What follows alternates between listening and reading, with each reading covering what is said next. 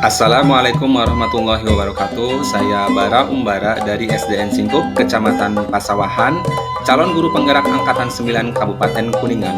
Video kali ini saya akan memaparkan aksi nyata modul 1.4 Budaya Positif, implementasi dan sharing budaya positif.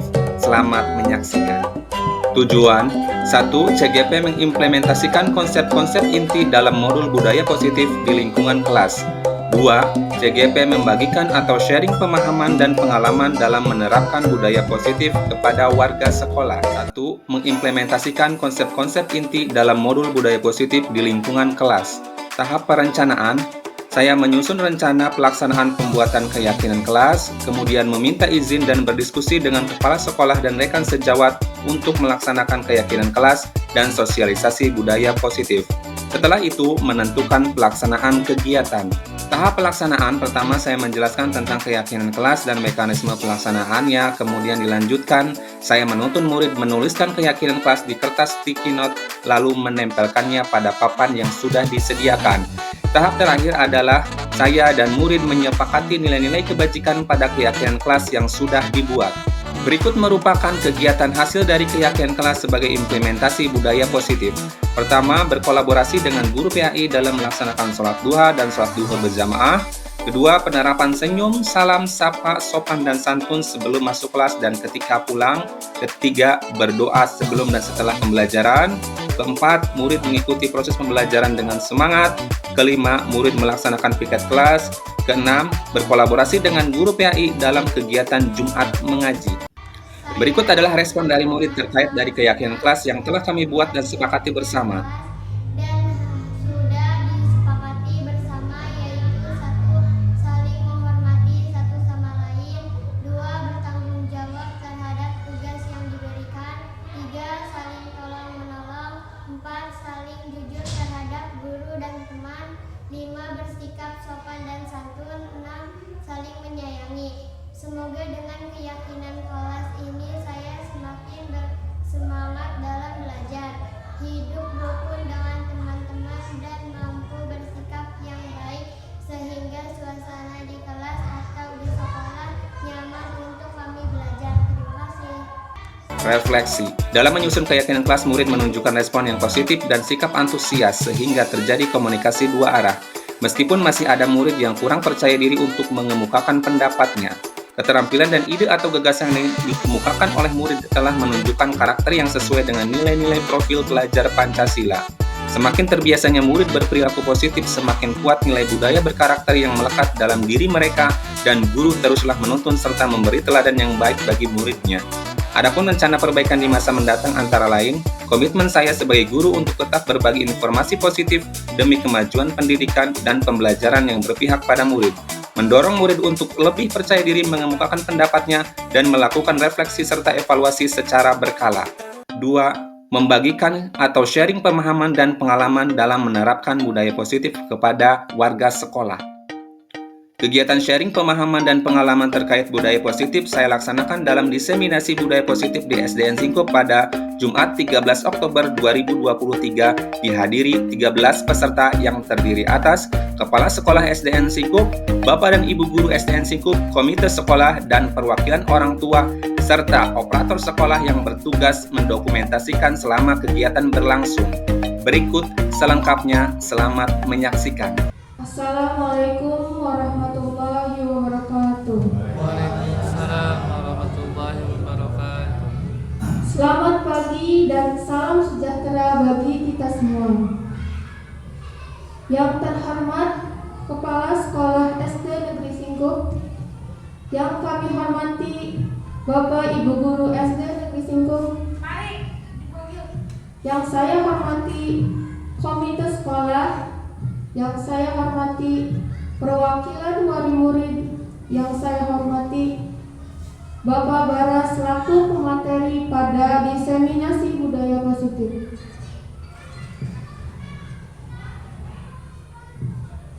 Alhamdulillahirrabbilalamin. Wassalatu wassalamu ala asrafil anbiya'i wal mursalin wa ala alihi wa sahbihi ajma'in, amma ba'du. Puji dan syukur kita panjatkan kehadirat Allah Subhanahu wa Ta'ala yang telah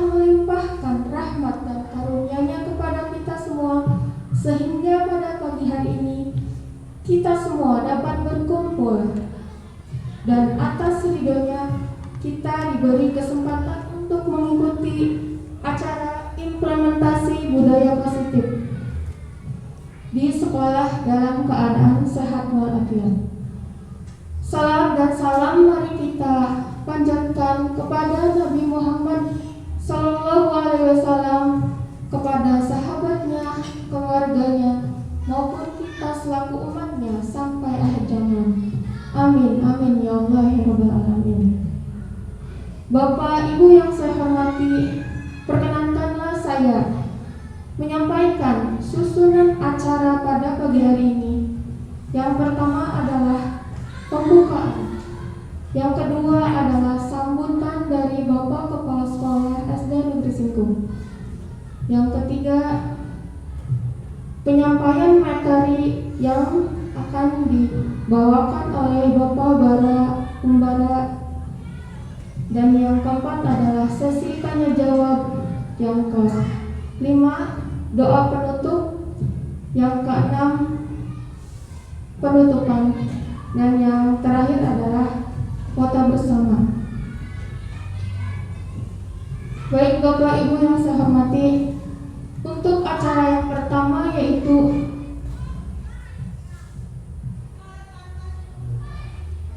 untuk menyambut acara ini agar dapat memberikan manfaat bagi kita semua, marilah kita membuka acara ini dengan membaca basmalah bersama-sama. Bismillahirrahmanirrahim. Bapak Ibu yang saya hormati, selanjutnya acara yang pertama yaitu adalah sambutan dari kepala sekolah yang akan disampaikan oleh Bapak Khairuddin SPD. Kepadanya kami persilakan.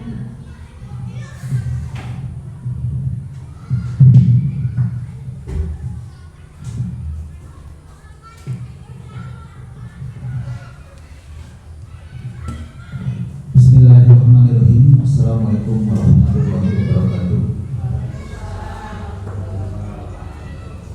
Bismillah, alhamdulillah, wa syukurillah, wa ni'matillah. Assalatu wassalamu ala asrofil anbiya'i wal mursalin sayyidina wa maulana Muhammadin wa ala alihi wa sahbihi ajma'in, amma ba'du. Puji dan syukur mari kita sama-sama panjatkan kehadirat Allah Subhanahu wa Ta'ala, karena atas segala limpahan nikmat dan karunia-Nya kita semua bisa berkumpul bersama dalam rangka diseminasi bagi guru penggerak. Sholawat beserta salam semoga senantiasa dilimpah dicurahkan kepada junjungan kita Nabi Agung Muhammad Rasulullah SAW, kepada para sahabatnya dan kita umatnya sampai akhir zaman, dan mudah-mudahan kita senantiasa selalu taat dan patuh kepada ajarannya. Mudah-mudahan pula di yaumil akhir kita mendapatkan syafaatnya. Amin ya Allah ya Rabbal Alamin. Bapak Ibu guru yang saya hormati, tak lupa Bapak Ketua Komite SDN Singkup yang saya hormati, juga para undangan orang tua yang saya hormati pula. Pada kesempatan yang berbahagia ini, mungkin ada yang dikatakan aneh. Anehnya kenapa ada undangan kok hanya beberapa mewakili dari orang tua murid. Ibu-ibu, alhamdulillah saya ucapkan terima kasih bisa hadir pada kesempatan yang berbahagia ini mewakili orang tua yang lain. Ya, artinya di sini karena gurunya tadinya kurang ya untuk melengkapi sebuah acara ini, mungkin dikatakan kurang sah kalau tidak lengkap. Jadi terpaksa, bukan terpaksa ini. Jadi saya dari pihak sekolah atau dari Pak Bara mengundang ibu-ibu datang ke sini, mungkin dikatakan ibu ini sebagai ibu pilihan ya. Jadi ibu pilihan untuk menghadiri acara di sini ya pada kesempatan ini. Mungkin maksudnya apa? Nah, sedikit saya jabarkan. Di sini di sekolah ini ada yang menjadi calon guru penggerak, yaitu Pak Bara. Guru penggerak itu artinya Mungkin kalau dari kalangan guru itu sudah tidak aneh, tapi mungkin di masyarakat apa itu guru penggerak? Ya, mungkin kurikulumnya juga kurikulum merdeka. Kurikulum sekarang itu ibu-ibu kurikulum merdeka namanya. Jadi pengisian raportnya pun tidak sama dengan Kurtilas, tidak sama kurikulum 7 dan lain sebagainya. Artinya sudah ada perubahan-perubahan yang betul-betul menuju ke arah yang lebih baik. Itu menurut saya. Harapannya lebih baik dari kurikulum yang sebelumnya. Ya, pada kesempatan ini pula ya, Pak Bara itu menjadi calon guru penggerak sudah beberapa kali mengadakan pertemuan. Mungkin ini pertemuan yang keberapa Pak Bara ya? Sekarang itu yang kesekian kalinya lah, biasanya menghadirkan pada acara ini itu Bapak pengajar praktik ya. Saya kira pada kesempatan ini Bapak pengajar praktik bisa dihadirkan, tapi katanya tidak, kata Pak Bara itu nanti bulan depan lagi. Ya biasanya ada wawancara, ada pokoknya intinya pada kegiatan itu dilibatkan untuk pengajar praktik. Pada kesempatan ini tidak, saya juga kiranya tadinya dia mau datang, kata Pak Bara bulan depan. Ya, jadi sekarang maksud dan tujuan dari Pak Bara mengundang di sini adalah Pak Bara sebagai calon guru penggerak agar kedepannya lebih baik lagi masalah pendidikan, dunia pendidikan itu ya. Kemudian pada acara diseminasi ini adalah kegiatan berbagi praktik baik dengan topik budaya positif sebagai pengimplementasian nilai-nilai kebajikan sehingga menumbuhkan pembiasaan yang baik bagi murid dalam mewujudkan profil belajar Pancasila. Nah, masih Pancasilanya masih di bawah Ibu. Nah, sekarang yang mungkin saya baru dengar juga tadi ya, saya titip pesan kepada ibu-ibu yang mungkin mewakili pada kesempatan ini bahwa sekarang pelajaran agama sudah mau dihilangkan. Itu bagaimana ya? Jadi saya dari pribadi saya sendiri sini memohon agar anak-anak kita dijaga masalah pendidikan agama. Itu penting sekali, nomor 1. Kita jangan hanya selamat di dunia, tapi kita kan ingin selamat di akhirat ya. Bagaimana negara kita seperti ini kalau seandainya betul-betul ya masalah pelajaran agama dihilangkan? Ini sudah ada wacananya ya. Saya juga mendengarnya, melihatnya itu ngeri sekali ya. Bagaimana ya? Tuh, bayangkan pendidikan agama dihilangkan, bagaimana kedepannya anak didik kita. Makanya saya berpesan bagi yang mewakili kepada ibu yang hadir pada saat ini, tumbuh kembangkanlah masalah agama di masyarakat. Pada misalnya, jangan sampai anak-anak berkeluyuran pada sudah maghrib atau sebelum maghrib ya. Anak itu betul-betul ketat sekarang ya. Itu agama itu nomor 1, akhlak itu nomor 1 ya. Sekarang kan banyak. Dengan zaman dulu sangat berbeda sekali ya, kebiasaan anak zaman dulu dengan sekarang. Masalah akhlaknya, masalah sopan santun terhadap orang tua yang saya pernah lihat sendiri beda sekali. Makanya itu jangan sampai lelah ya untuk mendidik anak-anak kita ke arah yang lebih baik masalah keagamaan ya. Sebelum ke topik permasalahan yang utama yaitu masalah apa tadi Pak Bara? Masalah budaya positif. Budaya positif itu sekali lagi ya, mungkin sekarang zamannya sudah zaman beda, kurikulumnya kurikulum merdeka ya. Mungkin bapak ibu yang udah bangkit belum paham seperti apa kurikulum. Lihat aja di rapor seperti itu, ngajarannya juga seperti itu, beda-beda dengan yang dulu, beda sekali ya. Jadi bisa memberitahukan kepada rekan-rekan, bisa ke tetangga masalah kurikulum merdeka itu ya, beda dengan zaman yang dulu ya. Sebelum kepada topik ya, saya selaku pribadi semoga bisa menyimak apa yang akan nanti disampaikan oleh Pak Bara. Kita bisa menemukan titik temu yang lebih terang, yang lebih baik menuju arah yang lebih baik pula.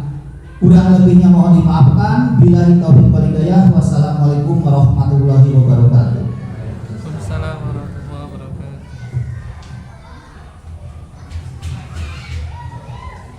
Terima kasih atas dukungan dan sambutan yang telah diberikan oleh Bapak Kepala Sekolah.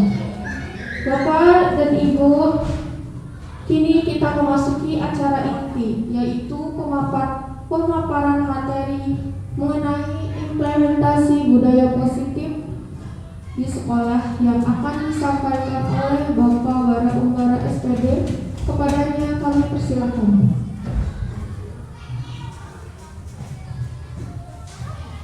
Bismillahirrahmanirrahim. Assalamualaikum warahmatullahi wabarakatuh. Yang terhormat Bapak Kepala Sekolah, yang saya hormati Bapak dan Ibu Guru, yang saya hormati Komite Sekolah SDN Singkup, terima kasih Bapak sudah datang. Yang saya hormati perwakilan dari orang tua siswa, terima kasih sudah datang.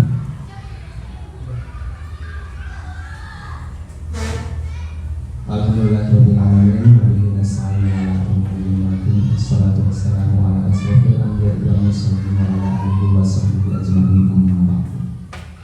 Pertama, marilah kita panjatkan puji dan syukur kehadirat Allah Subhanahu wa taala dengan rahmat dan karunia-Nya. Alhamdulillah kita bisa berkumpul dalam keadaan sehat. Salawat dan salam tak lupa kita sampaikan kepada Habibana wa Nabiyana Muhammad sallallahu alaihi wasallam, pada keluarganya, para sahabatnya, dan insya Allah kepada kita selaku umatnya yang semoga di yaumil akhir nanti mendapatkan syafaat dari beliau. Amin ya rabbal alamin. Bapak dan Ibu sekalian, terima kasih atas kedatangannya. Pada kesempatan kali ini saya coba berbagi praktik baik dari pendidikan guru penggerak yang sedang saya laksanakan. Sudah beberapa bulan ini, nanti akhirnya sampai bulan April 2024. Kemarin sudah melaksanakan pendampingan individu sebanyak 2 kali, dan sekarang itu adalah modul pertama terakhir aksi nyatanya membuat diseminasi tentang implementasi budaya positif. Seperti yang kita tahu, budaya positif berarti budaya yang baik ya Pak Bu. Nah, dalam budaya positif itu ada beberapa materi yang disampaikan. Pertama, disiplin positif dan nilai-nilai kebajikan universal. Kedua, teori motivasi, hukuman dan penghargaan, restitusi. Ketiga, keyakinan kelas. Keempat, kebutuhan dasar manusia dan dunia berkualitas. Kelima, restitusi 5 posisi kontrol. Keenam, restitusi segitiga restitusi. Nah, Bapak Ibu sekalian, disiplin positif dan nilai-nilai kebajikan universal.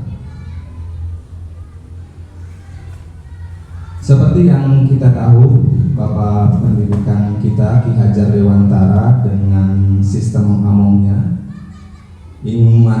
Ingaso Sumtulodo, Ingmadia Mangun Karso, Tuturi Handayani. Di depan kita memberikan contoh, di tengah memotivasi, dan di belakang kita memberikan dorongan. Ki Hajar Dewantara menyatakan bahwa untuk mencapai kemerdekaan atau dalam konteks pendidikan kita saat ini, dalam menciptakan murid yang merdeka, syarat utamanya adalah harus ada disiplin yang kuat. Disiplin yang dimaksud adalah disiplin diri yang memotivasi internal. Jika kita tidak memiliki motivasi internal, maka kita memerlukan pihak lain untuk mendisiplinkan kita atau motivasi eksternal. Jadi pada kesempatan ini, menurut Ki Hajar Dewantara, bahwa setiap diri dari kita itu harus memiliki disiplin diri. Disiplin diri ini di sini adalah disiplin atas kesadaran diri. Kalaupun tidak sadar, berarti harus ada orang lain yang mendisiplinkan kita, atau dari motivasi eksternal. Seseorang yang memiliki disiplin diri berarti mereka bisa bertanggung jawab terhadap apa yang dilakukannya, karena mereka mendasarkan tindakan mereka pada nilai-nilai kebajikan universal. Sebagai pendidik, tujuan kita adalah menciptakan anak-anak yang memiliki disiplin diri, sehingga mereka bisa berperilaku dan mengacu pada nilai-nilai kebajikan universal dan memiliki motivasi intrinsik.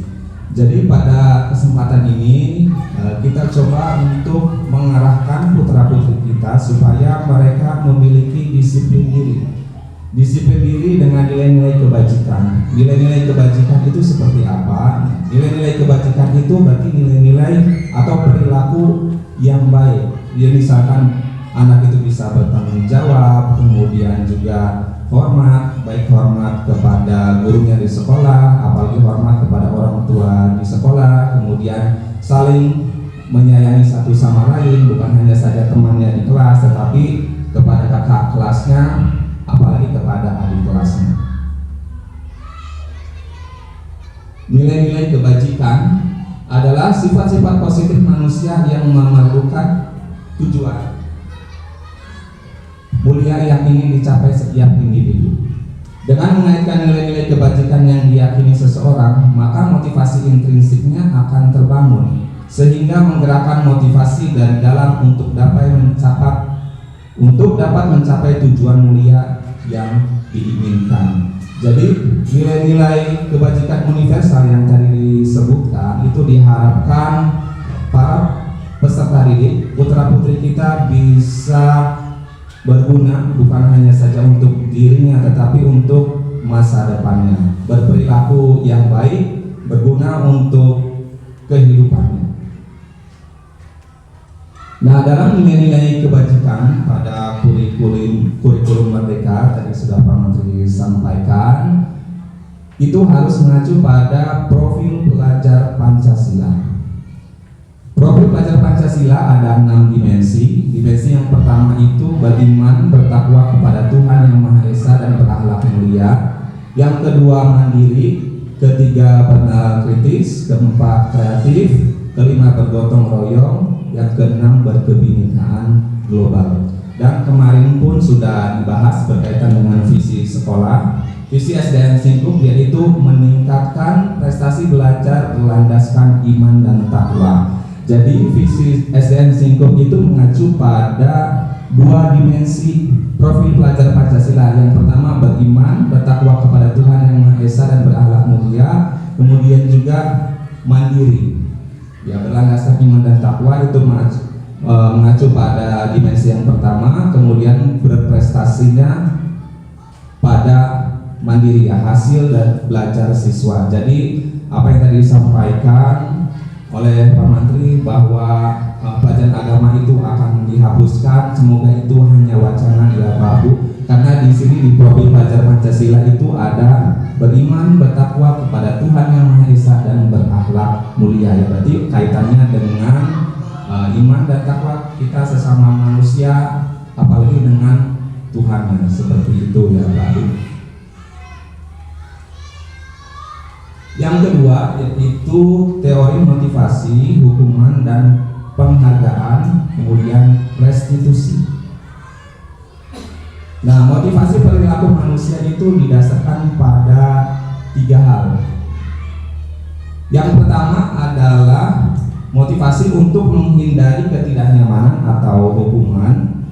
Yang kedua untuk mendapatkan imbalan atau penghargaan dari orang lain. Yang ketiga untuk menjadi orang yang mereka inginkan dalam menghargai diri sendiri dengan nilai-nilai yang mereka percaya. Pembahasan untuk menghindari ketidaknyamanan atau hukuman, motivasi yang pertama, merupakan tingkat terendah dari motivasi perilaku manusia. Apa yang akan terjadi jika saya tidak melaksanakan hal ini? Kemudian menghindari permasalahan yang muncul dan berpengaruh pada fisik, psikis atau terpenuhinya kebutuhan mereka. Yang keempat bersifat eksternal, ya, ini untuk motivasi menghindari ketidaknyamanan atau hukuman. Yang kedua motivasi untuk mendapatkan imbalan atau penghargaan dari orang lain. Dalam motivasi ini, manusia berperilaku untuk mendapatkan imbalan atau penghargaan atau pujian, ya, dari tindakan yang mereka lakukan. Apa yang akan saya dapatkan jika melakukan hal ini? Menganggap pujian orang lain ini penting bagi kualitasnya. Dan motivasi yang kedua itu masih bersifat eksternal. Untuk motivasi yang ketiga yaitu menjadi apa yang mereka inginkan sesuai dengan nilai-nilai yang diyakini. Motivasi ini melakukan sesuai dengan nilai-nilai yang mereka hargai dan yakini. Akan menjadi orang seperti apa jika saya melakukannya. Kemudian yang ketiga merupakan motivasi yang membuat seseorang memiliki disiplin positif.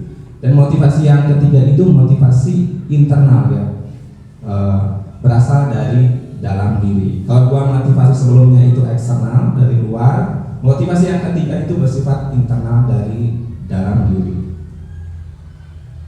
Hukuman dan konsekuensi. Dalam menjalankan peraturan atau keyakinan kelas sekolah, bila mana ada suatu pelanggaran tentu harus terjadi. Untuk itu, pertama, guru perlu meninjau ulang tindakan penegakan peraturan atau keyakinan kelas atau sekolah. Selama ini tindakan terhadap suatu pelanggaran itu berbentuk hukuman atau konsekuensi, belum berupa disiplin positif atau restitusi. Disiplin di sini merupakan identitas sukses, sedangkan hukuman itu merupakan identitas gagal. Disiplin positif terbagi jadi dua, ada konsekuensi dan juga restitusi. Jadi selama ini kita mendisiplinkan siswa itu dengan kebanyakan dengan hukuman ya Pak Bu, bukan dengan disiplin positif. Tapi ternyata hukuman itu dampaknya bisa psikis dan juga fisik ya. Ada caranya yang nanti akan dijelaskan pada restitusi ya, sebagai disiplin positif untuk menertibkan perilaku putra putri kita. Nah, restitusi Pak. Restitusi adalah proses menciptakan kondisi bagi murid untuk memperbaiki kesalahan mereka, sehingga mereka bisa kembali kepada kelompok mereka dengan karakter yang lebih kuat. Restitusi juga merupakan proses kolaboratif yang mengajarkan murid untuk mencari solusi dari masalah mereka dan membantu murid berpikir tentang orang seperti apa yang mereka inginkan dan bagaimana mereka harus memperlakukan orang lain. Jadi pada restitusi anak bisa terbuka dari permasalahan yang mereka perbuat, dan kita sebagai guru, sebagai orang tua menuntun mereka untuk mencari solusi dari masalah atau tingkah laku yang melanggar peraturan yang telah ditetapkan atau disepakati bersama. Ciri-ciri restitusi. Restitusi itu bukan untuk menebus kesalahan, namun untuk belajar dari kesalahan. Restitusi memperbaiki hubungan, kemudian restitusi adalah tawaran, bukan paksaan. Restitusi menuntun untuk melihat ke dalam diri. Restitusi mencari kebutuhan dasar yang mendasari tindakan. Restitusi diri adalah cara yang paling baik. Restitusi fokus pada karakter, bukan tindakan. Kemudian restitusi juga bersifat menguatkan. Restitusi fokus pada solusi, bukan permasalahan. Kemudian restitusi mengembalikan murid yang berbuat salah pada kelompoknya. Bapak dan Ibu sekalian, bisa dilihat di sini perbedaan antara hukuman, kemudian konsekuensi, dan juga namanya restitusi. Hukuman itu termasuk identitas gagal, dan identitas suksesnya itu ada konsekuensi dan restitusi dalam disiplin. Pada identitas gagal hukuman, murid atau anak itu belajar menyembunyikan kesalahan. Konsekuensi itu anak belajar taat pada aturan, sedangkan pada restitusi itu murid atau anak belajar memecahkan masalah dari permasalahan yang mereka lakukan atau mereka hadapi.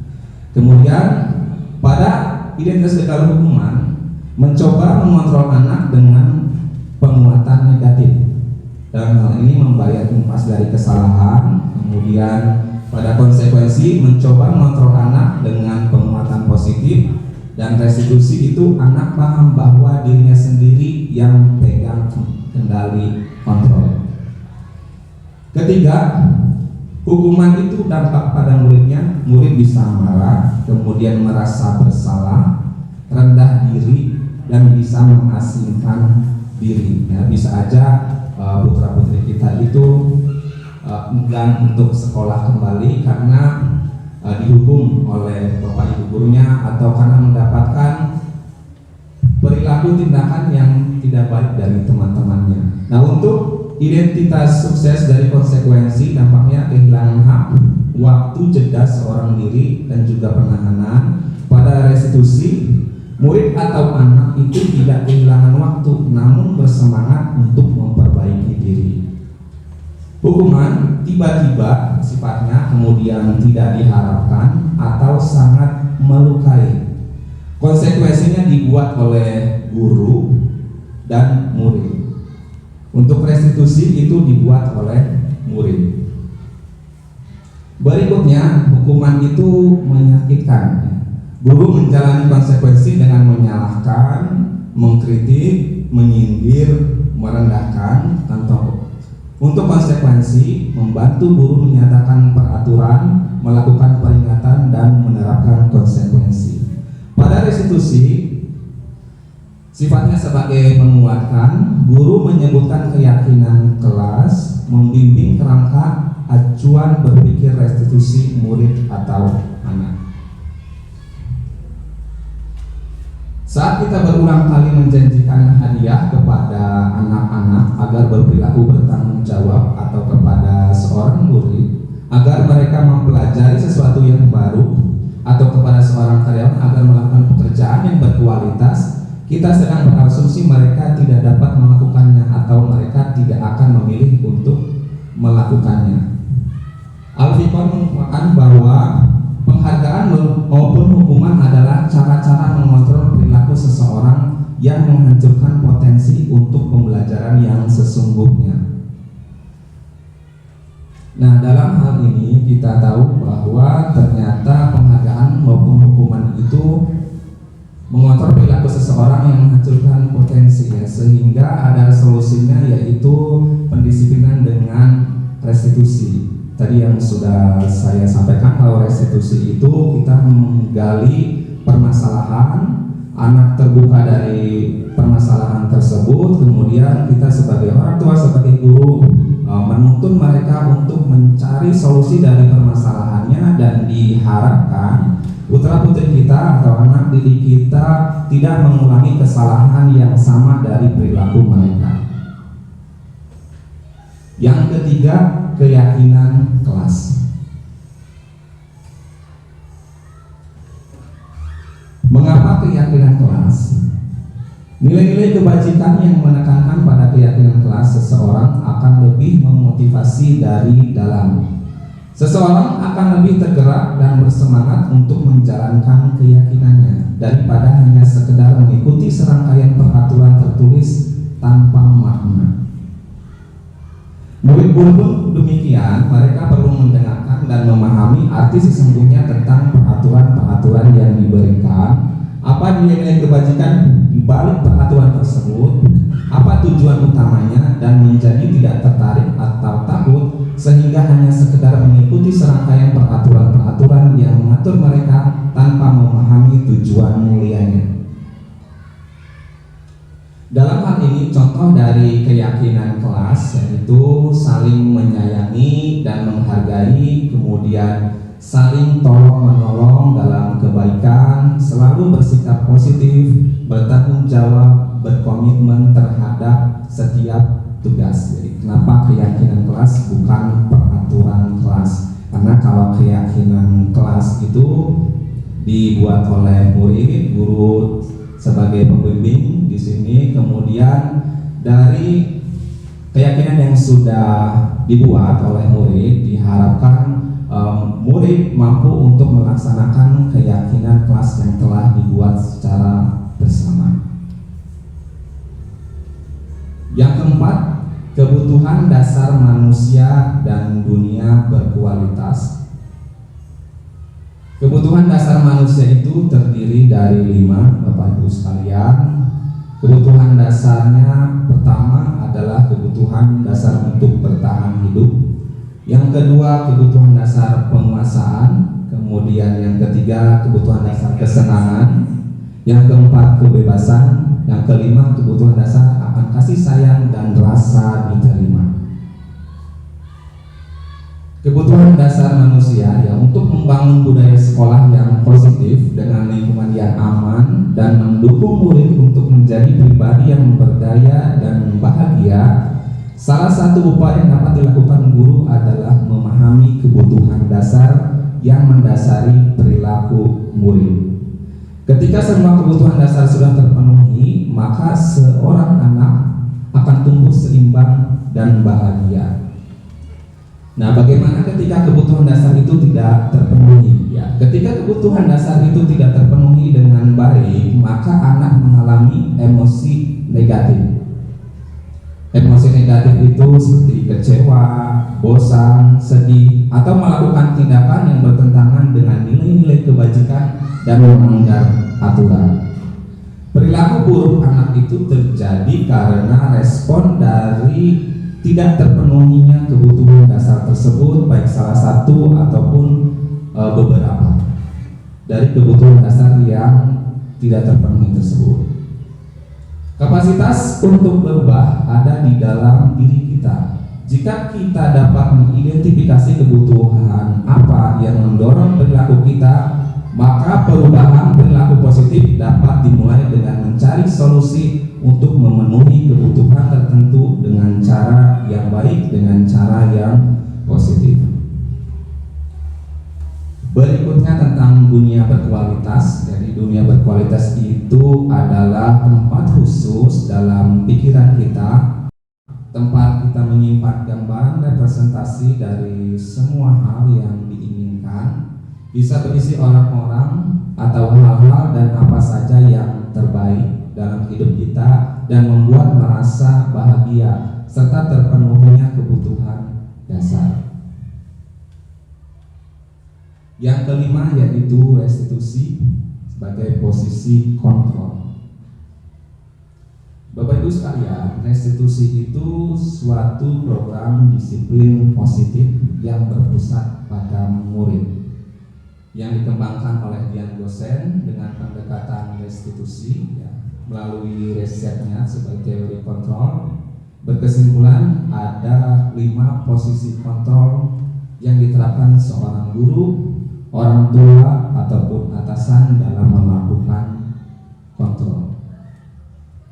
Nah, posisi kontrol itu ada 5: penghukum, pembuat rasa bersalah, teman, pemantau, dan manajer. Boleh saya tanya Pak Bu, sejauh ini posisi kontrol kita terhadap putra putri kita, terhadap anak didik kita ada di mana? Apakah di penghukum, pembuat rasa bersalah, teman, pemantau, atau manajer dalam mendisiplinkan tingkah laku atau perilaku anak didik kita?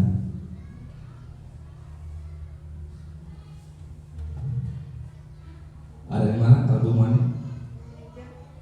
Di manajer. Kalau ibunya Bayu ada di posisi mana dalam mendisiplinkan Bayu? Oh, di hukum. Kalau ibunya Ibnu, oke, penghukum dan teman. Kalau ibunya Adila, penghukum sama teman. Kalau ibu Nani, jauh ini kelas 5. Oh, penghukum dan juga pemantau. Nah, Bapak Ibu sekalian, mari kita lihat apa itu penghukum. Pembuat rasa bersalah, teman, pemantau, atau manajer, dan seperti apa yang kita telah lakukan, apakah sudah sesuai dengan disiplin positif atau harus kita perbaharui, harus kita tinjau kembali. Nah, untuk penghukum di sini, seorang penghukum itu bisa menggunakan hukuman fisik maupun verbal. Orang-orang yang menjaga posisi penghukum senantiasa mengatakan bahwa sekolah memerlukan sistem atau alat yang dapat lebih menekan murid-murid lebih dalam lagi. Guru seperti ini senantiasa percaya hanya ada satu cara agar pembelajaran bisa berhasil, yaitu caranya dia. Nah, kalau Ibu Nyobayo tadi kan penghukum, itu penghukumnya bisa apa? Fisik atau verbal sebenarnya? Kombinasi. Gimana?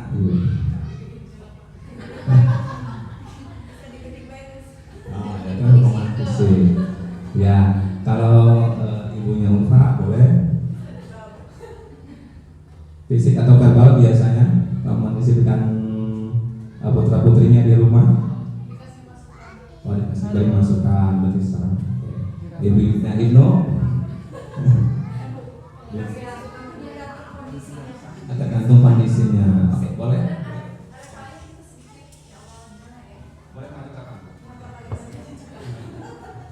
Gimana? Sandalnya saya pakai yang hukum secara verbal pun paling pakai bahasa yang gimana ya?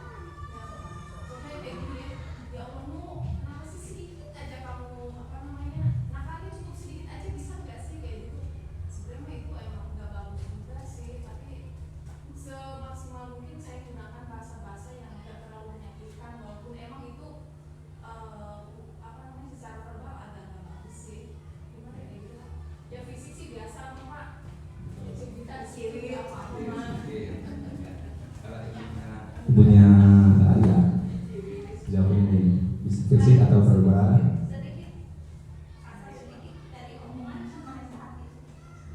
Oh, sejauh ini fisik mendaki verbal. Ya, kalau kelas 5 Ibu Nani secara verbal contohnya seperti apa misalnya?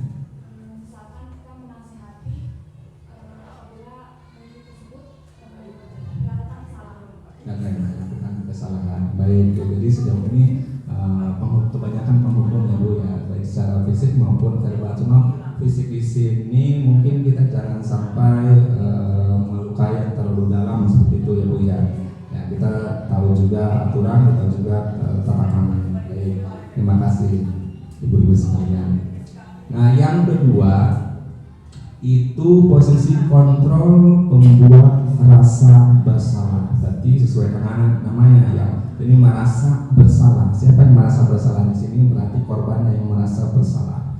Pada posisi ini biasanya guru itu akan bersuara lebih lembut. Pembuat rasa bersalah itu akan menggunakan keheningan yang membuat orang lain merasa tidak nyaman, kemudian bersalah atau rendah diri. Di posisi ini, murid akan memiliki penilaian diri yang buruk tentang diri mereka, kemudian juga murid merasa tidak berharga dan telah mengecewakan orang-orang yang disayanginya. Jadi dalam membuat rasa bersalah di sini, baik guru itu menggunakan kata-kata yang halus. Ya, kalau tadi itu secara fisik dan verbal, kalau di sini verbalnya sebagai pemantik rasa bersalah dari korbannya. Jadi contohnya misalkan anak itu melakukan suatu pelanggaran, misalkan di kelas itu tidak memperhatikan apa dari ibu gurunya, kemudian gurunya mengatakan, kenapa kamu setiap pelajaran bapak atau ibu itu selalu malas-malasan, gitu ya. Kamu mudah mengecewakan bapak ibu. Nah itu berarti dari siswa tersebut itu merasa bersalah. Oh, saya kalau malas-malasan ditegurnya sama bapak ibunya seperti itu, berarti saya merasa bersalah, begitu. Jadi verbalnya secara halus, tetapi dampak dari diri murid dari dalam hatinya merasa bersalah apa yang telah anak tersebut lakukan. Jadi kata-katanya baik, tapi ternyata dampaknya kurang baik karena anak merasa bersalah. Itu. Jadi atas tingkah lakunya berarti anak tersebut bersalah. Yang ketiga, teman. Guru ya bisa juga orang tua pada posisi ini tidak akan menyakiti murid, namun akan tetap berupaya mengontrol murid melalui persuasi yang melalui ajakan. Posisi teman pada guru itu bisa positif ataupun bisa juga negatif. Tadi yang teman siapa ya? Posisi teman. Ibu juga ya. Posisi teman sejauh ini Bu, apa kalau posisi teman berarti putri ibu itu diajak ngobrolnya seperti apa Pak kalau posisi teman?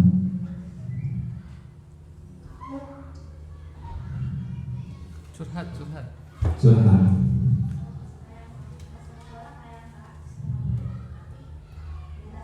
Oh iya. Saling terbuka. Jadi saling terbuka dari permasalahan yang dihadapinya baik di sekolah ataupun di lingkungannya kepada orang tuanya. Begitu. Sejauh ini permasalahan apa Bu kalau boleh tahu? Silakan. Iya.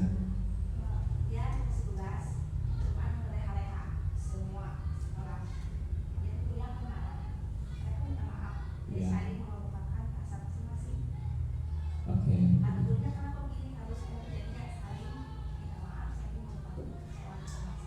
Oke, berarti di sini memberikan masukan, coba untuk memberikan solusi ya dari permasalahan putri ibu begitu ya. Jadi sebagai apa ya, sebagai teman begitu.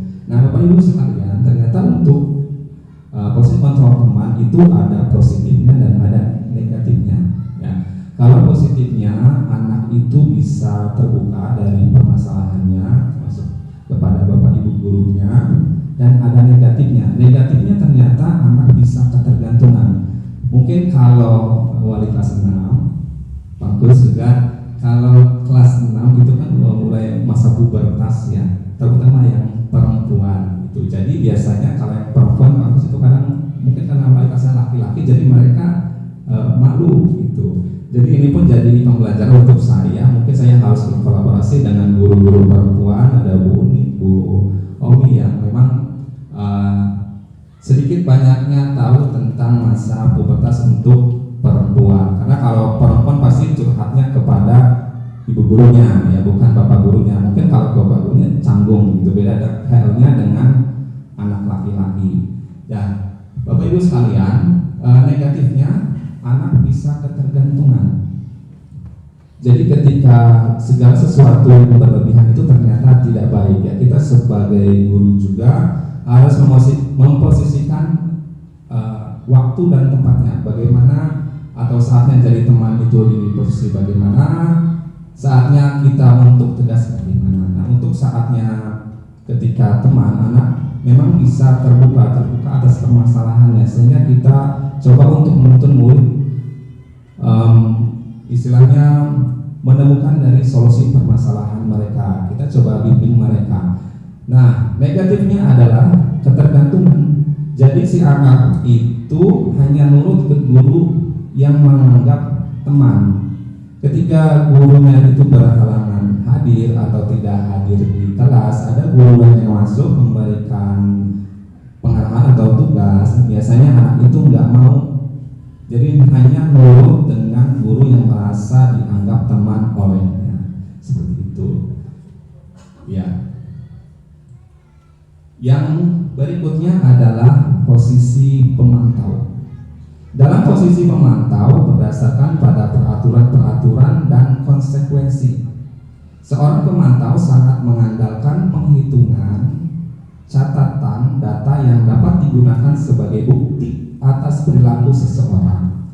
Posisi pemantau sendiri itu berawal dari teori stimulus respon yang menunjukkan tanggung jawab guru dalam mengontrol murid. Jadi dalam posisi pemantau di sini anak dipantau oleh kita, baik dari dipantau secara kejauhan atau anak dipantau dari informasi-informasi yang didapat dari guru lain atau dari temannya. Tadi yang di posisi pemantau siapa ya? Ibu Nani bukan? Ya, sejauh ini Bu Nani memantau murid-muridnya itu seperti apa?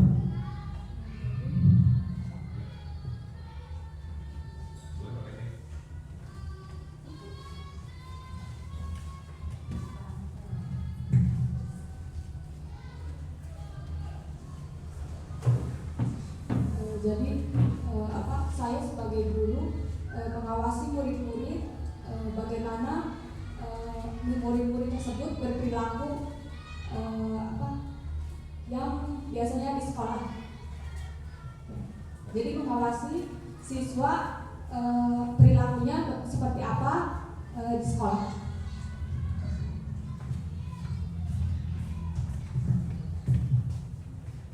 Baik, terima kasih untuk Bu Nani. Berarti Bu Nani di sini memantau perilaku ya, memantau tindakan-tindakan yang dilakukan oleh sekolah. Nah, dari Bu Nani sendiri hasil pemantauan Bu Nani untuk kelas 5 bagaimana perilakunya untuk yang angkatan sekarang berarti ya?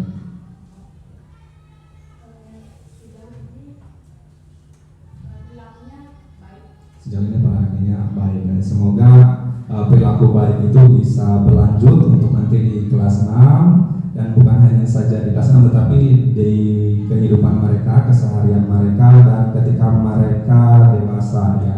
Jadi perilaku baik itu betul-betul dibawa dan bermakna bagi kehidupannya. Nah, posisi kontrol yang terakhir yaitu manajer Bapak Ibu sekalian. Posisi ini di mana guru berbuat sesuatu bersama dengan murid, mempersilahkan murid mempertanggungjawabkan perilakunya, mendukung murid agar dapat menemukan solusi atas permasalahannya sendiri dan mengembalikan murid tersebut ke kelompoknya dengan lebih baik dan kuat. Posisi inilah murid dapat menjadi pribadi yang mandiri, merdeka, dan bertanggung jawab atas segala perilaku dan sikapnya yang pada akhirnya dapat menciptakan lingkungan yang positif, nyaman, dan aman. Nah, pada posisi manajer di mana putra-putri kita, anak didik kita, ketika kita melanggar suatu peraturan dalam mendisiplinkannya, seorang guru atau orang tua di sini menggali permasalahan yang dibuatnya. Setelah digali permasalahan, anak mencoba untuk terbuka dari permasalahannya tersebut dan setelah itu dikaitkan dengan keyakinan yang mereka yakini. Keyakinan dari nilai-nilai kebajikan yang mereka yakini terakhir dibawa untuk solusi atas permasalahan yang telah dibuatnya. Jadi pada posisi manajer ada namanya segitiga restitusi. Nah, dalam segitiga restitusi itu ada 3 tahapannya. Tahapan yang pertama itu menstabilkan identitas. Menstabilkan identitas itu seperti apa? Di sini ada kalimatnya bahwa setiap orang pasti pernah melakukan kesalahan. Kemudian kamu bukan satu-satunya yang pernah melakukan ini. Dilanjut pada tahap yang kedua yaitu validasi tindakan yang salah.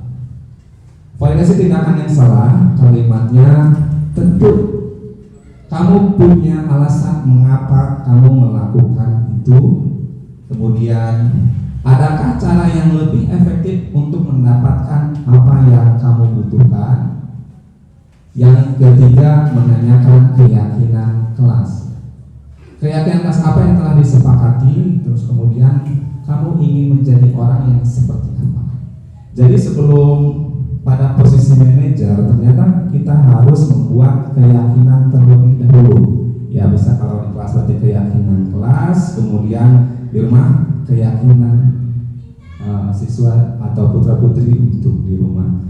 Nah, cara membuat keyakinan kelasnya coba kaitkan dengan profil pelajar Pancasila yang tadi sudah disebutkan ya Bapak Ibu sekalian. Ada beriman bertakwa kepada Tuhan Yang Maha Esa dan anak mulia, kemudian mandiri, kreatif, bergotong royong, bernalar kritis. Tahapan pertama yaitu menstabilkan identitas. Bertujuan untuk mengubah identitas anak dari orang yang gagal karena melakukan kesalahan menjadi orang yang sukses. Anak yang melanggar peraturan karena sedang mencari perhatian adalah anak yang sedang mengalami kegagalan. Dia mencoba untuk memenuhi kebutuhan dasarnya, namun ada benturan. Kalau kita mengkritik dia, maka kita akan tetap membuatnya dalam posisi gagal. Kalau kita ingin dia menjadi reflektif, maka kita harus meyakinkan anak tersebut. Tahapan yang kedua yaitu validasi tindakan yang salah. Setiap tindakan kita dilakukan dengan suatu tujuan, yaitu memenuhi kebutuhan dasar. Kalau kita memahami kebutuhan dasar apa yang mendasari sebuah tindakan, kita akan bisa menemukan cara-cara paling efektif untuk memenuhi kebutuhan dasar tersebut. Dalam restitusi, ketika murid melanggar aturan, maka guru harus memahami alasannya dan paham bahwa setiap orang pasti akan melakukan yang terbaik di waktu tertentu. Tahapan yang ketiga yaitu menanyakan keyakinan. Ketika identitas sukses telah tercapai dan tingkah laku yang salah telah divalidasi, maka anak akan siap untuk dihubungkan dengan nilai-nilai yang dia percaya dan berpindah menjadi orang yang dia inginkan.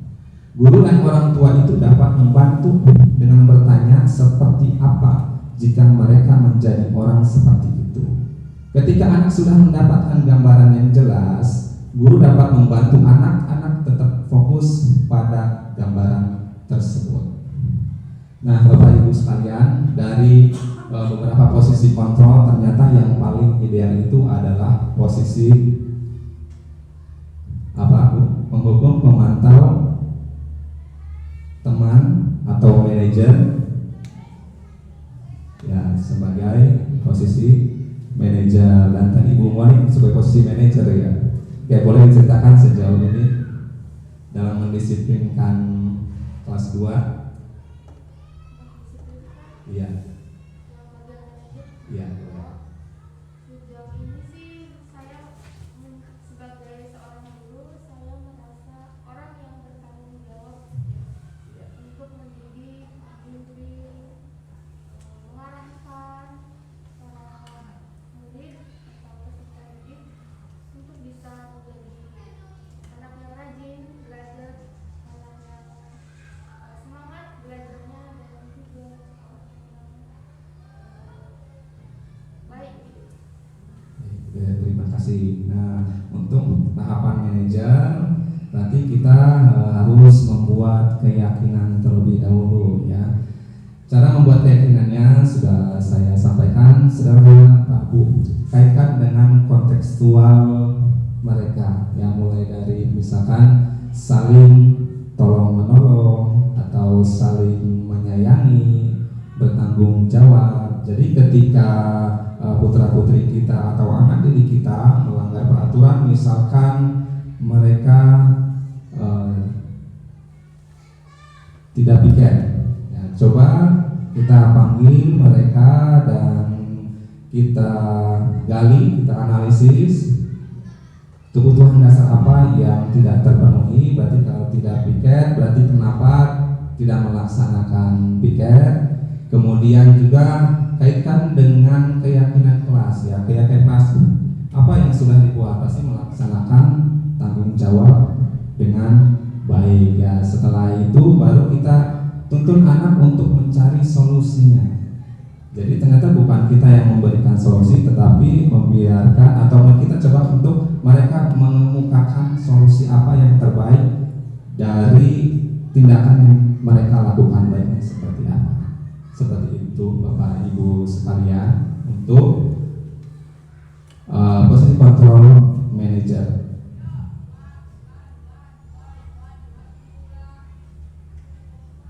Berikutnya pengalaman dan pembelajaran setelah menerapkan konsep-konsep kunci dari budaya positif. Nah, Bapak Ibu sekalian, berikut adalah pengalaman dan pembelajaran saya terkait dari budaya positif yang coba saya terapkan di kelas 6. Pertama adalah membuat keyakinan kelas. Nah, untuk kelas 6 ada 6 keyakinan kelasnya. Yang pertama, saling menghormati satu sama lain. Kemudian yang kedua itu bertanggung jawab terhadap tugas yang diberikan. Ketiga, saling tolong menolong. Keempat, saling jujur terhadap guru dan teman. Kelima, bersikap sopan dan santun. Yang terakhir, saling menyayangi, ya. Dan keyakinan kelas ini dibuat oleh putra-putri kelas 6. Bapak dan Ibu bisa lihat di sini saya coba untuk kelompokkan. Kemudian mereka menuliskan keyakinan atau perilaku-perilaku yang baik dari nilai-nilai kebajikan. Setelah itu ditempel di papan kecil di depan. Ini bagian dari dokumentasi. Nah, nilai-nilai kebajikan yang kita terapkan sesuai dengan visi sekolah meningkatkan prestasi belajar berlandasan iman dan takwa. Dan alhamdulillah kemarin kita sudah bedah prakarsa perubahan apa yang harus dilakukan sekolah supaya visi itu bisa dapat mencapai tujuan yang diharapkan. Salah satu programnya yaitu kolaborasi dengan Pak Ustadz Deman sebagai guru agama. Alhamdulillah ya Pak Ustadz, sekarang mah ada guru agama ya. Setelah kemarin Pak Ustadz pensiun, dan ini pun mungkin Pak Ustadz juga nggak akan lama lagi ya. Jadi berapa tahun lagi. Tapi alhamdulillah kita melaksanakan sholat duha berjamaah, kemudian sholat duhur berjamaah, dan juga kegiatan mengaji ya, mengaji Yasin di setiap hari Jumat. Terima kasih Pak Ustadz atas kolaborasinya, dan kita harapkan visi sekolah bisa mencapai tujuan. Dan ini pun kemarin Pak Mus membagikan terkait dengan seorang guru di Sumbawa yang dilaporkan oleh orang tuanya karena menegur anak tidak sholat. Nah, kalau Pak Mus sendiri mungkin bisa mengutarakan kenapa itu bisa terjadi seperti ini, Pak. Ya. Nah, kalau menurut saya itu mungkin ini ada miskonsepsi ya Pak Bu ya. Ini kayak semacam kesalahpahaman antara guru, murid dengan orang tua ya. Maka dari itu sebetulnya ketika kita membuat keyakinan kelas, ini juga notis bagi Bapak Ibu guru di sini, keyakinan kelas yang sudah dibuat dengan siswa kita coba share, kita coba bagikan dengan orang tua di rumah ya. Jadi supaya tidak ada yang salah paham seperti itu ya Pak Bu. Ini juga jadi pembelajaran untuk saya. Berarti kita semua pihak ya, warga sekolah di sini harus berkolaborasi, harus mendukung satu sama lain untuk kemajuan putra putri kita. Jadi kemajuannya bukan hanya saja prestasi, tetapi iman dan akhlak yang baik. Karena kita pasti menuntun mereka menuju kebaikan ya Pak Bu ya. Tidak menjerumuskan ke arah yang tidak baik ya. Sesuai dengan visi sekolah SDN Singkup, meningkatkan prestasi belajar berlandaskan iman dan takwa. Prestasi belajarnya seperti apa? Prestasi belajar itu tidak melulu harus ranking 1 atau juara tingkat kecamatan ya. Meskipun itu juga penting, itu sebagai kualitas sekolah ya. Sejauh ini alhamdulillah untuk tingkat kecamatan selalu ada ya, walaupun satu kemarin kita juara Calistung kelas 3 tahun lalu. Tahun-tahun sebelumnya kita pernah juara 1 matematika KSN pun. Dan semoga di tahun-tahun berikutnya juga kita tetap memberikan kontribusi ya, supaya SDN Singkup ini betul-betul ada dan harum namanya. Nah, selain itu ternyata prestasi belajar itu ketika murid-murid kita dari yang tidak bisa menjadi bisa, itu juga termasuk prestasi. Jadi ya dari mungkin kalau kelas 1 apa unik, dari yang belum bisa baca masih ada ya, dari belum bisa baca berarti meningkatkan prestasi belajarnya supaya bagaimana caranya supaya anak bisa membaca gitu ya. Kemudian selain itu juga adanya peningkatan perilaku pun sama, itu pun prestasi dari anak yang memang susah untuk diatur ya. Jadi minimal mereka nurut untuk hal-hal kebaikan seperti itu ya. Jadi kami di sini kepala sekolah, Bapak dan Ibu guru juga mohon untuk orang tua kita berkolaborasi dalam memajukan prestasi belajar murid dan juga memberikan murid contoh-contoh yang baik dan menuntun mereka menuju kehidupan yang lebih bermakna. Selanjutnya, nah ini yang paling penting juga Bapak Ibu, penerapan nilai-nilai kebajikan dalam budaya positif itu senyum, salam, sapa, sopan, dan santun. Ya perlu kita ingat juga bahwa adab di atas ilmu ya Bapak Ibu. Artinya ketika siswa-siswa kita berprestasi, mereka juga harus berprestasi dalam sikapnya. Ketika anak itu sudah bersikap sopan dan santun, kita semua mengharapkan itu jadi hal-hal yang baik, bukan untuk dirinya tetapi juga untuk orang-orang di sekitarnya. Di sini kegiatan kita ketika sebelum masuk ataupun pulang ya untuk kelas 6 kita baris dan salam, kemudian juga ketika anak-anak di luar sekolah. Maksudnya apa? Jadi maksudnya ketika anak-anak itu tidak kami didik di sini, saat kami bertemu mereka, ya kalau saya mungkin kan arahnya dari sana, dari Pasawahan. Nah biasanya anak didik saya yang sekarang di SMP 1 Pasawahan, kalau ketemu itu ya alhamdulillah Bapak Ibu, Assalamualaikum Pak Bara, ya meskipun dari kejauhan, berarti cara mendidik kita itu boleh dikatakan berhasil ya. Dan ini juga terima kasih juga kami sampaikan kepada orang tua yang masih mengingat, walaupun sudah tidak kami didik kembali, tapi mereka masih mengingat apa yang diajarkan oleh Bapak Ibu gurunya di SD. Terima kasih Bapak Ibu. Saya harapkan sih semoga selamanya ya, bukan hanya saja ketika kami di SD Singkup, tetapi ketika sudah tidak tugas lagi, saya berharap anak didik kita pun masih ingat dengan kita, masih menyampaikan salam dengan kita gitu. Terima kasih untuk orang tua atas kolaborasinya. Nah, berikutnya adalah berdoa. Ya, berdoa sebelum dan setelah pembelajaran.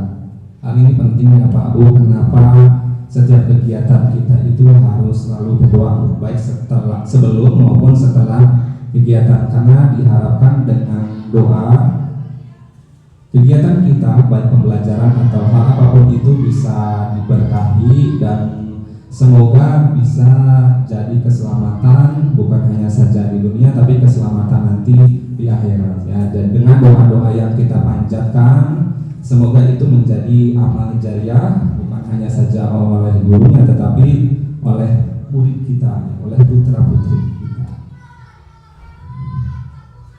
Dan satu lagi untuk berdoa, kita ada sedikit mungkin perubahan di desain kelas. Kalau pagi itu kita berdoanya di lapangan Bapak Ibu sekalian ya, ini pun program dari Pak Mantri yang melaksanakan operasi semut begitu Bapak. Jadi sebelum Pak Mantri kan belum ada operasi semut gitu, Pak Mantri bertugas di sini.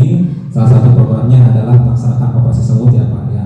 Alhamdulillah sudah berjalan, meskipun tetap kita evaluasi lagi Bapak Ibu sekalian ya, supaya anak-anak ketika operasi semut itu bukan hanya saja baris, tetapi setelah berdoa mereka melaksanakan operasi semut dengan cara sederhana sebetulnya Pak Bu ya, mengambil sampahnya berupa plastik kebersihan mereka ataupun daun-daun yang ada di lapangan. Dan kita juga bersyukurnya dibantu oleh warga sekolah dalam melaksanakan kebersihan. Kalau sebelumnya kan oleh Pak Kus ya, alhamdulillah Pak Kus itu bertanggung jawab sekali Bapak Ibu sekalian kalau berkaitan dengan kebersihan. Sekarang sudah purna bakti itu sebetulnya kita kehilangan lah ya, betul, kita terus sudah kehilangan kebersihan ya. Pak Kus, terima kasih semua Pak Kus sehat, dan ya kita memberikan contoh terutama bagi saya juga sebagai salah satu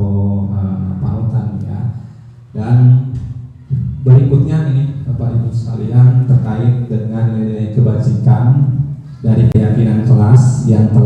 buat, salah satunya bertanggung jawab, ya, itu dengan melaksanakan piket kelas. Piket kelas sudah dibentuk. Kalau untuk kelas 6 itu karena piket kelasnya di akhir, jadi saya buatnya per blok, ya, ada blok Uma, kemudian blok Daya, sama tarik kolak. Saya bagi 3 karena Senin, Selasa, Rabu, kemudian yang Senin piketnya Kamis, yang Selasa, Jumat, kemudian yang Rabu dengan Sabtu. Jadi seminggu sekali anak didik saya itu piketnya 2 kali. Kenapa? Karena biasanya kalau dicampur, ya dicampur per bloknya, mereka kasihan yang jauh, jadi nggak ada temannya pulangnya gitu. Jadi saya coba supaya pulangnya tuh bareng, ya, bareng dengan itu ada teman. Dan ini pun kemarin saya dapat WA dari orang tua, ya, di grup. Jadi anaknya itu belum jam 1 belum pulang, jadi kelas 6 gitu. Jadi ketika duhur, sholat duhur, ternyata sampai jam 1 putra-putrinya belum pulang. Saya coba gali kenapa dan lain sebagainya, ya, alhamdulillah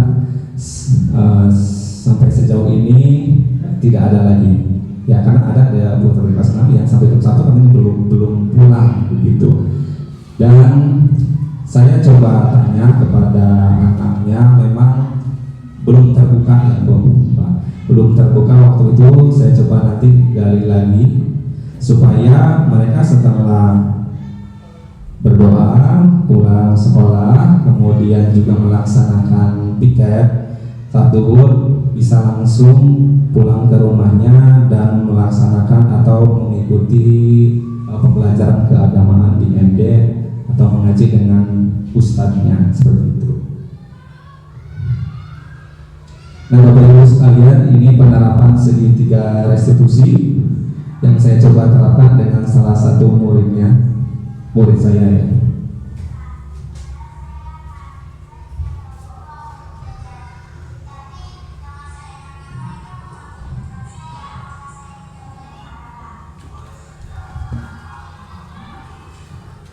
Pertama itu menstabilkan identitas.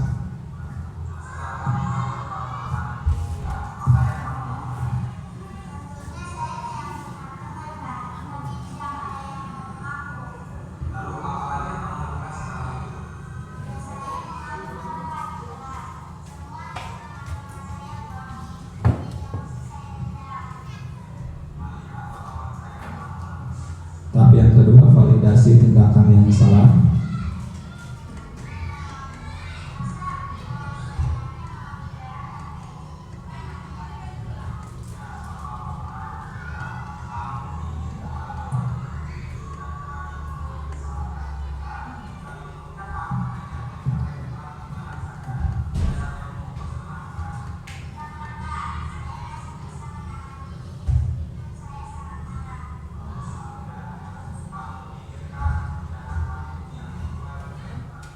Di sini menuntut murid untuk mencari solusi dari tindakan yang mereka perbuat.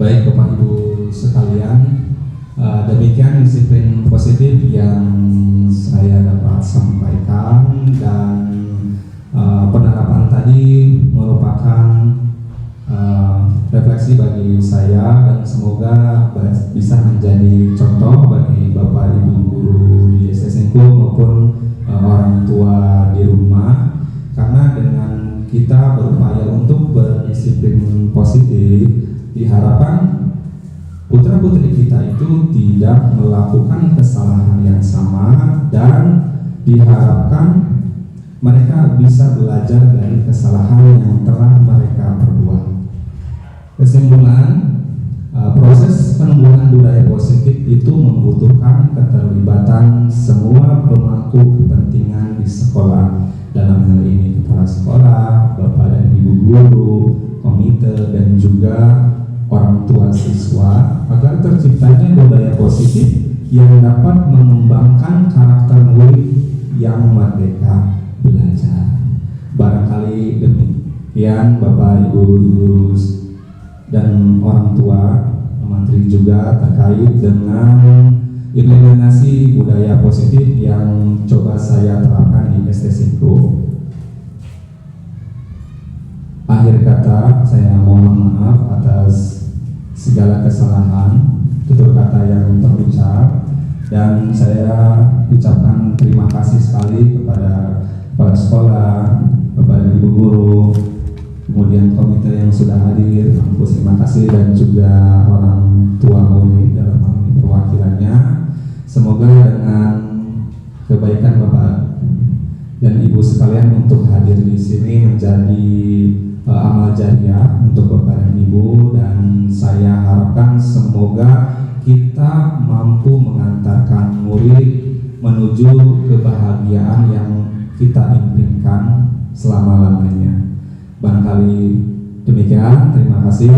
Saya tutup. Billahi taufiq wal hidayah. Wassalamualaikum warahmatullahi wabarakatuh. Waalaikumsalam warahmatullahi wabarakatuh.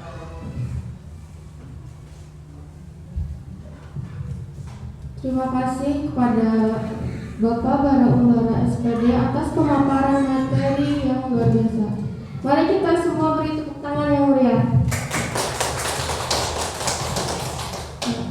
Baik Bapak Ibu, kita lanjutkan acara berikutnya, yaitu sesi tanya jawab. Silahkan kepada Bapak Ibu yang ingin bertanya, kami persilahkan.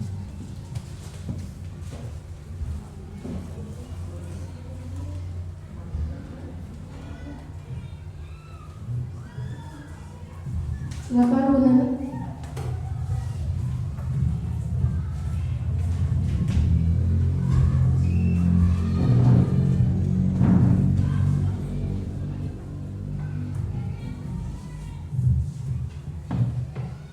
Assalamualaikum warahmatullahi wabarakatuh. Izin bertanya. Nama Nadine Wirani dari guru kelas 5. Bagaimana cara membuat keyakinan kelas untuk kelas rendah dan kelas tinggi? Apakah ada perbedaannya? Terima kasih.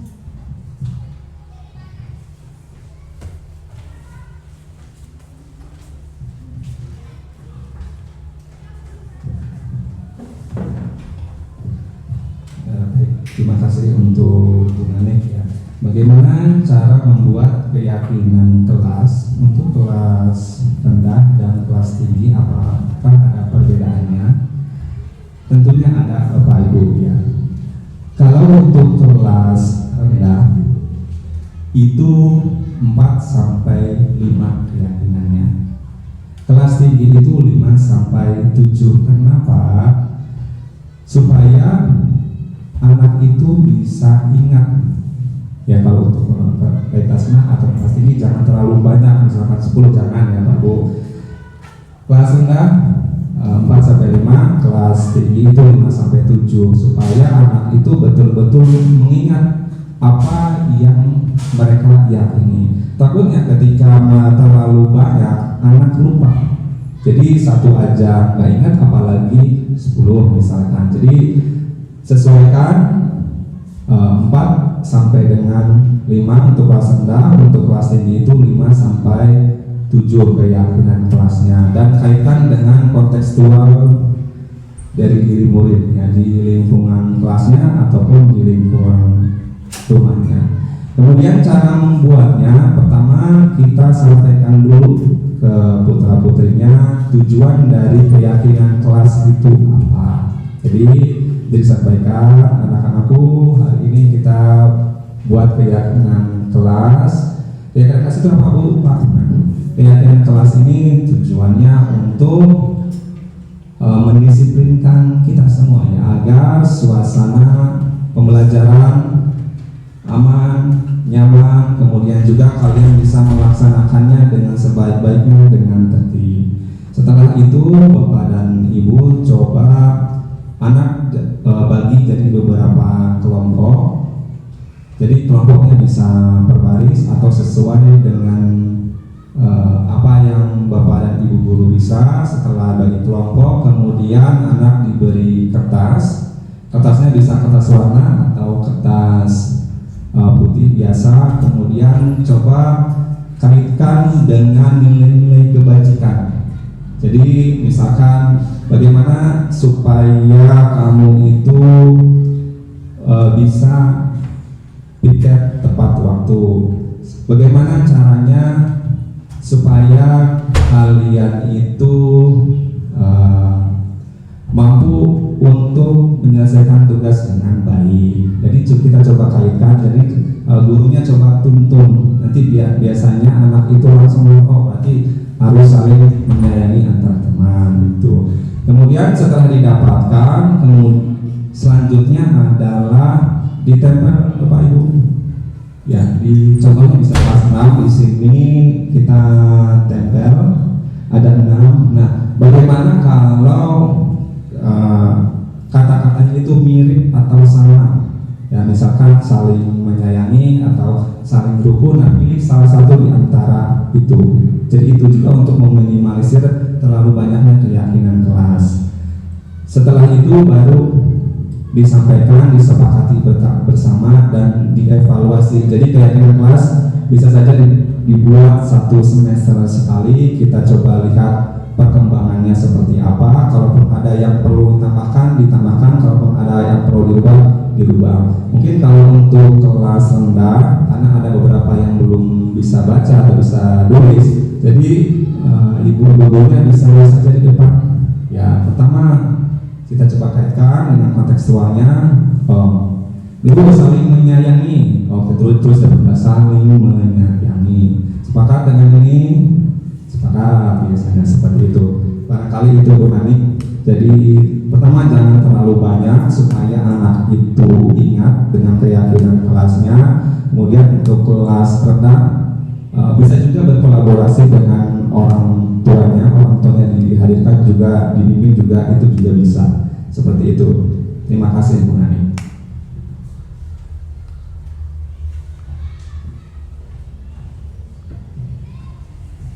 Silakan kepada Bapak Ibu yang ingin bertanya.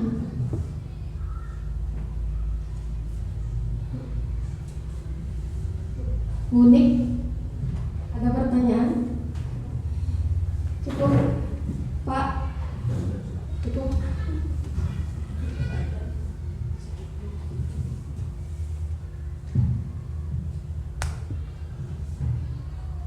Pak, saya mau izin bertanya.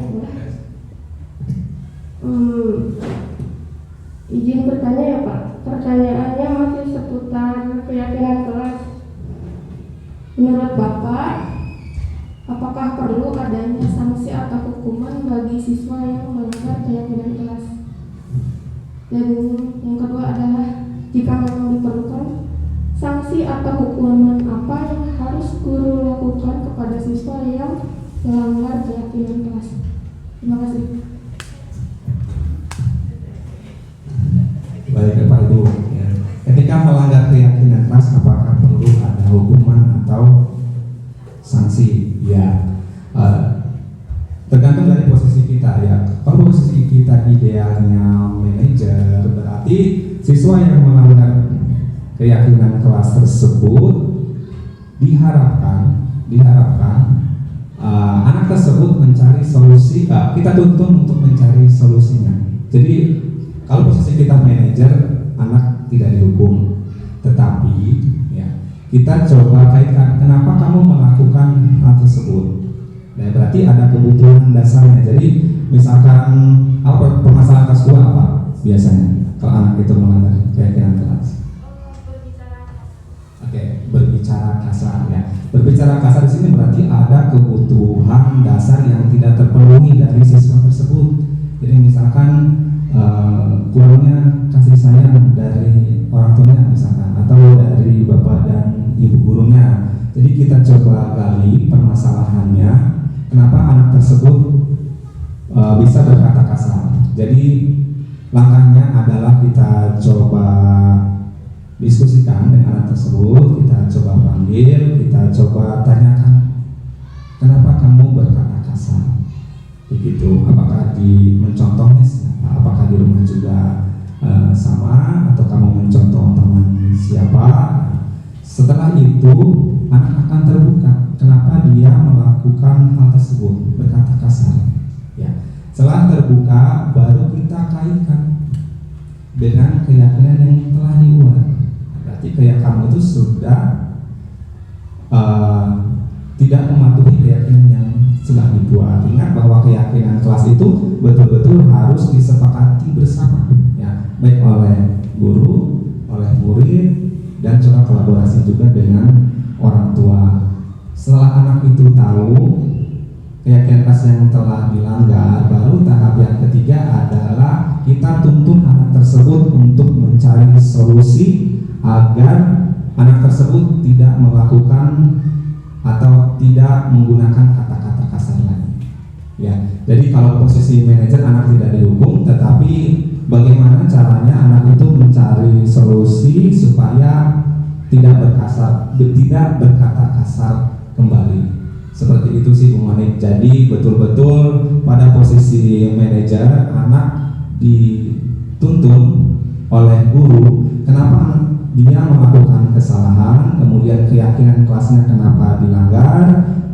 Setelah itu tuntun anak untuk mencari solusi apa yang terbaik agar anak tersebut tidak berkata kasar lagi. Jadi kita tidak menghukum secara verbal, apalagi secara fisik, karena biasanya anak yang mengerti itu dia akan paham, oh berarti saya itu melanggar keyakinan kelas, saling menyayangi antar teman ya. Berarti solusinya adalah selain tidak berkata kasar lagi, juga dia mampu untuk berkata-kata yang baik ya. Jadi kita sebagai guru juga kita coba tuntun dan bisa juga kolaborasi dengan teman-temannya, dengan orang tua itu pasti. Jadi seperti itu Bu Monik.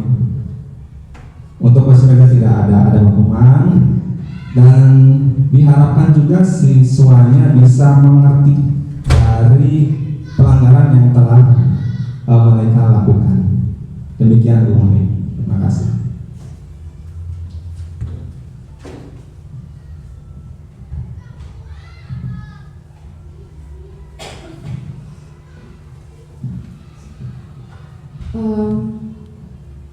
Terima kasih atas jawaban yang telah disampaikan oleh Pak Bara. Baik Bapak Ibu yang terhormat, acara kita lanjutkan, yaitu doa penutup yang akan diwakilkan oleh Bapak Suharman SPD. Kepadanya kami persilahkan.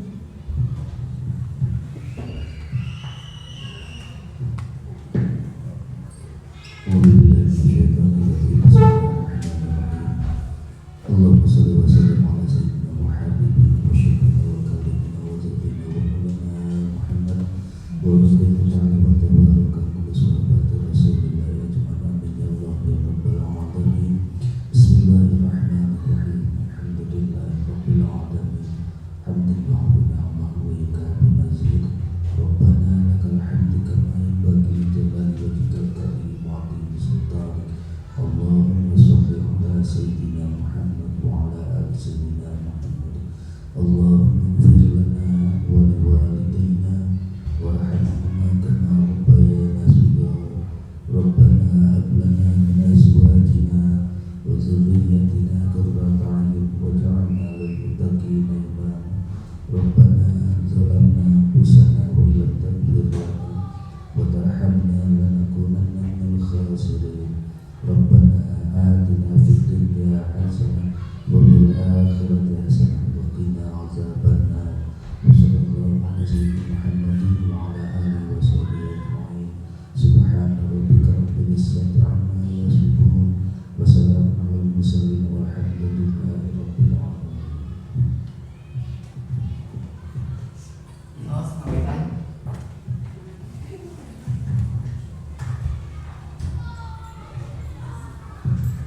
Bapak Ibu yang terhormat, acara yang terakhir adalah penutup. Mari kita tutup acara pada siang hari ini dengan membaca hamdalah bersama-sama. Alhamdulillahirabbil alamin. Bapak Ibu yang saya hormati, terima kasih atas kehadiran dan perhatiannya. Pada acara hari ini, saya sebagai pembawa acara mohon maaf yang sebesar-besarnya apabila terdapat kata ataupun perbuatan yang kurang berkenan bagi Bapak maupun Ibu semua. Semoga acara ini membawa manfaat bagi kita semua. Sedikit pantun dari saya, Bapak Ibu. Silahkan bilang cakep, ya. Bu Ani pergi mengaji. Pulang-pulang bawa bingkisan. Usai sudah acara hari ini. Terima kasih dan semoga berkesan. Billahi taufiq wal hidayah. Wassalamualaikum warahmatullahi wabarakatuh. Waalaikumsalam warahmatullahi wabarakatuh. Demikian aksi nyata pada Mulu 1.4 yang telah saya laksanakan. Salam dan bahagia untuk Bapak Ibu guru hebat. Terima kasih sudah menyaksikan. Tergerak, bergerak, menggerakkan. Wassalamualaikum warahmatullahi wabarakatuh.